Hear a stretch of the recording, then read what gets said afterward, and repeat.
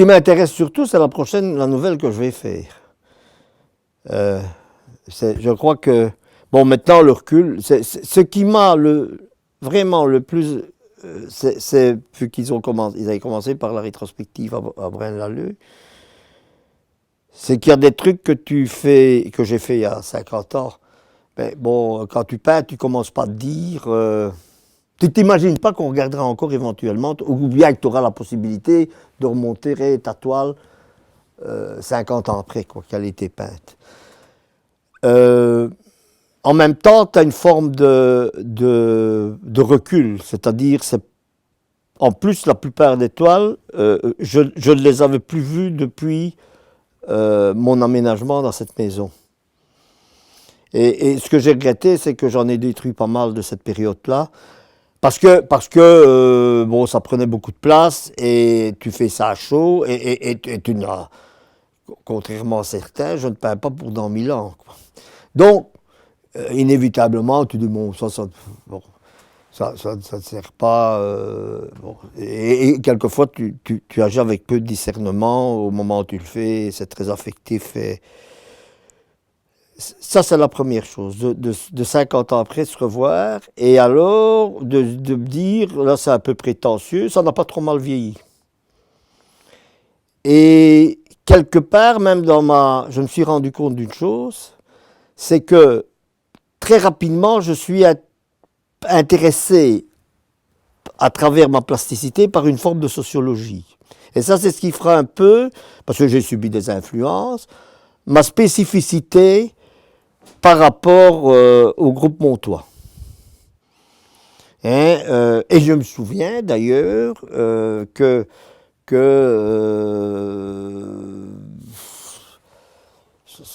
c'était pas toujours partagé au moment où je les peignais. Et c'est très narratif tout de suite. Même quand je peins nu. C'est moi que je me raconte, quoi. Ça, je m'en rends compte. Plus que... Donc j'ai presque le sentiment, je n'ai jamais fait qu'un portrait, quoi. C'est un peu... oui. Et alors, dans la structure même de l'organisation de la peinture, il y en a partout. Et à un moment donné, il y a une espèce de complexité comme ça.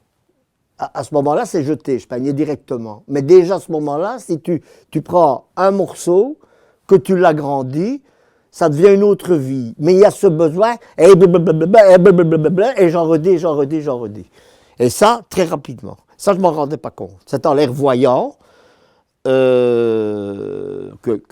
froid, bon. Et alors, des rencontres avec, à travers ça, je dirais, l'objet intégré, mais très souvent, l'homme est omniprésent, mais dans son activité, dans sa sociologie. Et alors aussi, les registres. Comment ? Où je découpe la toile un peu BD comme ça. Et alors, aussi d'essayer de renouveler l'écriture, c'est-à-dire d'essayer d'autres choses. Parce que tu as comme ça des périodes bien déterminées. Donc, ça répond peut-être à des séries que j'ai besoin de faire. Mais donc, c'est ça pose d'ailleurs un problème. Par exemple, à un moment donné, je fais que des grands. Parce que j'ai envie, comme ça, de m'essouffler. C'est plus complexe de faire un petit qu'un grand. C'est-à-dire, mais ça quand tu as 20 ans, tu n'en as rien à foutre. Hein. Tu préfères accoucher d'un machin qui fait...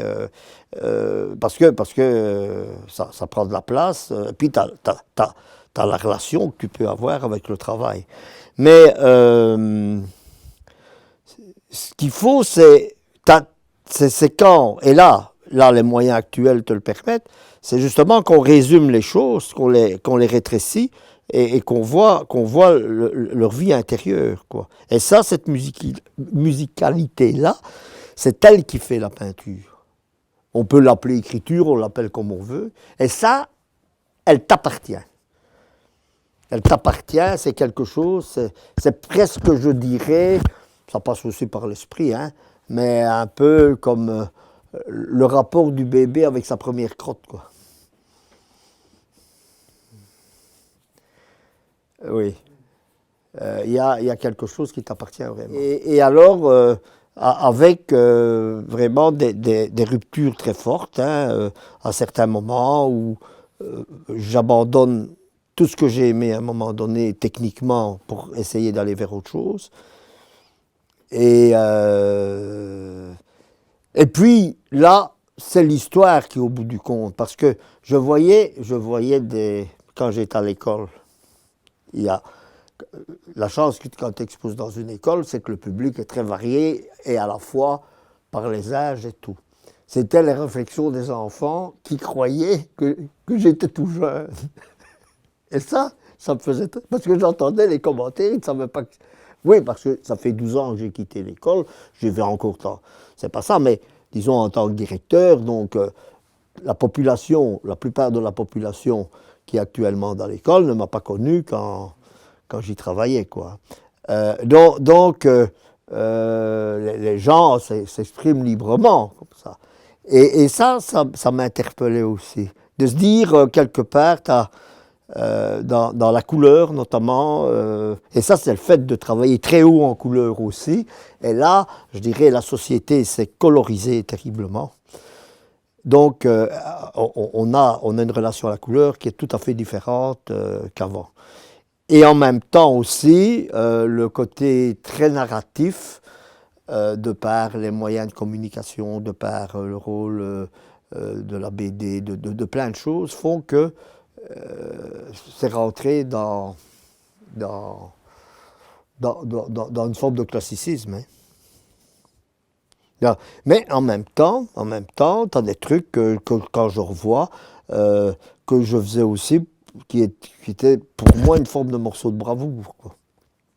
La descente de croix. Mais des trucs comme ça, c'est des machins que j'ai fait ben, en l'interprétant à ma manière, mais disons, il y avait cette volonté, cette relation à l'histoire. Et ça c'est quelque chose, je crois aussi, dans la sociologie de mon travail, qui a joué très longtemps, c'est cette relation à l'histoire. Mais en essayant qu'il y ait une plasticité en même temps. Hein. Donc ça, le mot plastique a beaucoup d'importance. Mais par exemple, et des résonances, je suis certain, bon, tu vas voir ma toile Enola Gay maintenant. Elle va, à cause des événements actuels, prendre une toute autre signification, une réactualisation. Donc, tu as cette espèce de jeu, comme ça, de va-et-vient.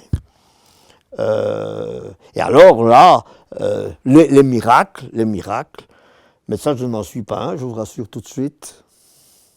Je suis en Dordogne dans une grotte, mais j'ai oublié laquelle, c'est une cour à un train électrique qu'on voit au bout du bazar, vraiment du truc. Et c'est des dessins qui ont environ 40 000 ans. Et ce sont des mammouths, en 2 traits, tu dirais des Picasso. Tu pleures devant ça. Et alors, à un moment donné, le guide, donc tu comptes les lignes, mais tout est dit. Hein. Et à un moment donné, le guide attire l'attention sur une petite ligne qui est en dessous de la queue du mammouth, mais une ligne de 2 cm. Hein. Et il dit, ils ont même dessiné le clapet anal, qui pour eux était fondamental, vu qu'ils s'enduisaient de...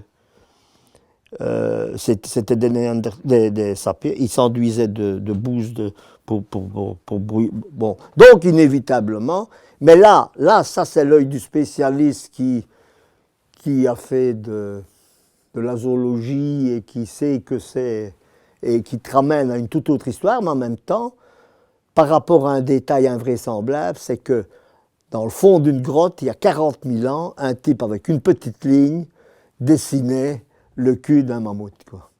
Et ça, je trouve ça génial aussi.